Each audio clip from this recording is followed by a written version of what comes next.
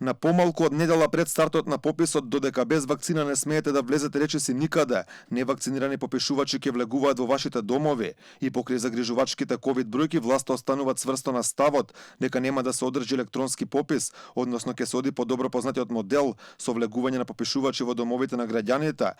Она што во овој случај е апсурд е што во моменти кога владата донесе посебни рестриктивни мерки за оние кои се невакцинирани, а се трошат и стотици илјади евра за кампања за вакцинација, ова обврска нема да важи за попишувачите. Тоа го потврди директорот на статистика Апостол Симовски, велејќи дека нема никакви шанси да се промени методологијата, а граѓаните морале да ги примат оние кои ќе го спроверат пописот. Немаме воопшто намера да размислуваме таа насока да менуваме методологијата.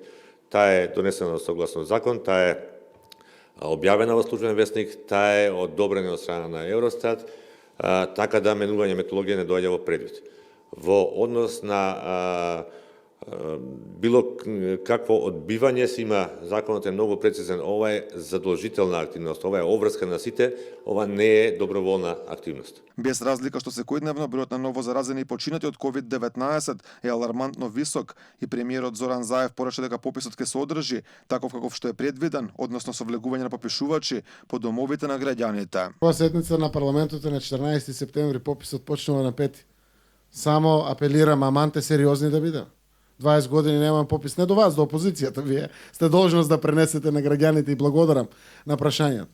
Попис има, мора и ќе има. Граѓаните пак во најголем број велат дека нема да пуштат попишувачи во својот дом со цел заштита на своето здравје. Сепак дел велат ќе ги примеле, а причина е обврската за такво нешто, иако се плашат за сопственото здравје. Би пуштиле попишувачи дома? Не. Зошто? Па сметам дека би го загрозиле моето здравје и на здравјето на мојата фамилија. Би пуштиле дома попишувачи вие?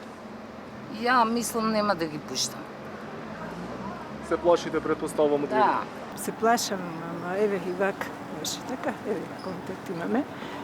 Поважно ми е дека веќе еднаш крајно е време да се направи попис. Поради ковид бројките електронско спроведување на пописот побара опозицијата, но кај власта нема слух за такво нешто. Попишувањето на граѓаните треба да започне на крајот на оваа недела, односно на 5 септември.